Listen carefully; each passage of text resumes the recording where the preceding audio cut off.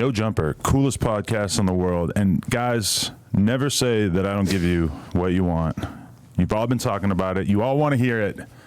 I got the one and only Lena the Plug, my wife, on the podcast to talk about recent events. I'm laughing because I'm thinking about how like I'd probably never come on the podcast again, but if I f***ed another guy, so now I'm allowed to come on the podcast.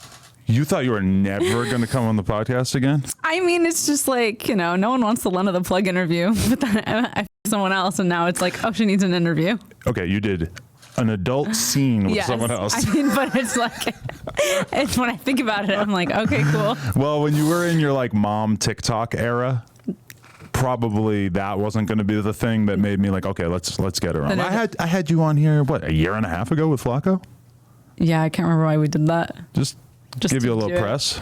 Yeah. Get some stuff out there. I'd feel more comfortable if he was here. I feel really like uncomfortable with the fact that it's just you and I and we're going to talk about this in front of my brother-in-law, Josh. He's not paying attention. He's not even in here. Oh, he left. No, thank God. I was Donnie. like, oh, Josh is in here. Don't put Josh on blast. I just feel uncomfortable. No, but this might actually be the first time that you and I have been on this podcast together, just you and I, right? Yeah, it is the first time. That's great. Also, we got married.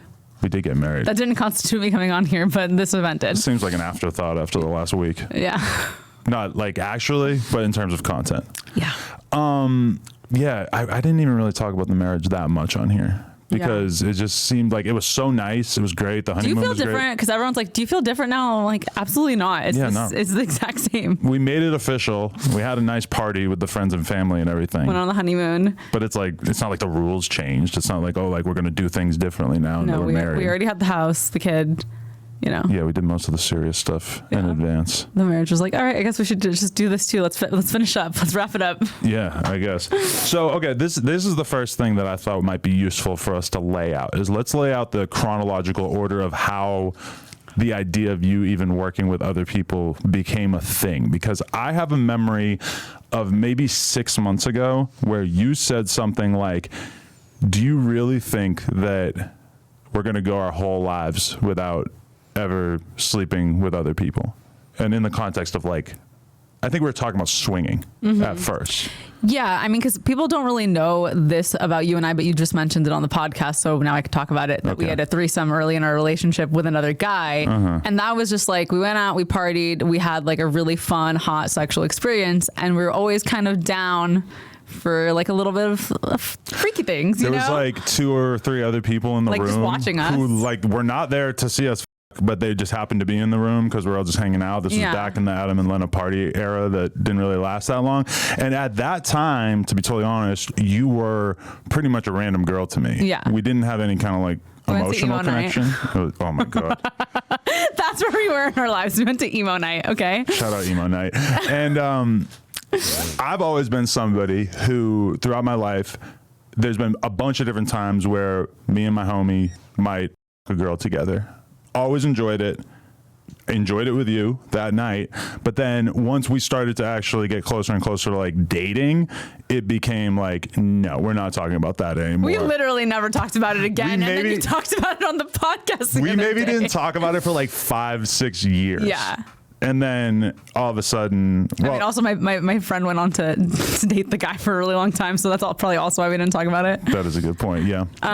But like, okay, when I think about that version of us and the version of us that isn't always going to do, who's just very into sex and likes to try fun and new experiences, I was just like, are we really never going to have an experience like that, even off camera ever again? And what spurred that conversation, I think, was the fact that we had multiple different couples on Plug Talk where either they were into the swinging thing or they just did with other people separately and stuff. And slowly it started to seem like, well, maybe this rule is kind of arbitrary. Well, I think for us, it was also seeing those couples and seeing how turned on they got by having those sexual experiences with other people, which we had a lot in our relationship. When we would bring girls in, like I would be so much more into you after and you'd be into me. It was like seeing your partner enjoying someone else's hot, it turns you on. So it's like, I feel like that is sort of like worn off for me because I've just gotten so used to it a little bit. Exactly. That is the problem with us. Yeah. Like what I feel like you would think it's hot to watch me have sex with someone else because we already know you think it's hot. We did it once.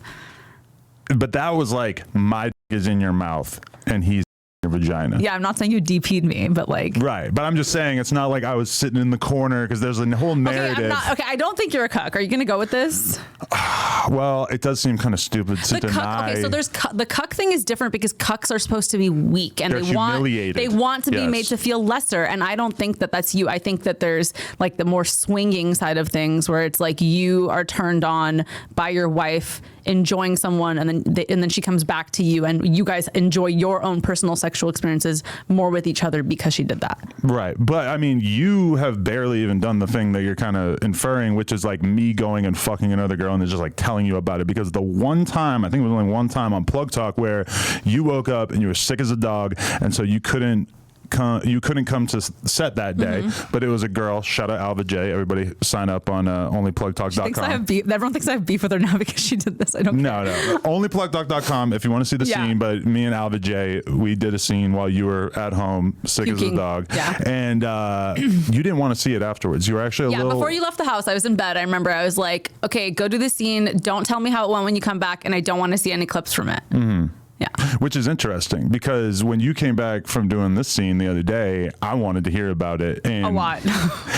I wanted to know what I was going to find out. I wanted to know, like, what's the most extreme thing that happened? How did it play out? That's more like me wanting to, like, manage whatever the fallout might have been, more so than, like, trying to avoid. I don't know. Like, why did you not want to see it? I text Adam after the scene. I don't even tell him the scene's done. I'm just like, do you want anything from Dave's Hot Fried Chicken? I just like act like it didn't happen. That is true. Yeah. But okay. So we've had, I don't know, maybe 200 threesomes over the year. That was our rough estimate. Maybe like almost 100 on Plug Talk, plus a bunch in our private life, plus a bunch for your OnlyFans. And yeah, I don't know. Over time, we did just kind of start to sort of have that conversation. And at first, I think we considered the idea of like swinging on camera, and then that kind of seemed. And you always suggested guys I would never want to fuck. Yeah, that probably it was always unfair trade. Intentional on my part. Yeah, probably.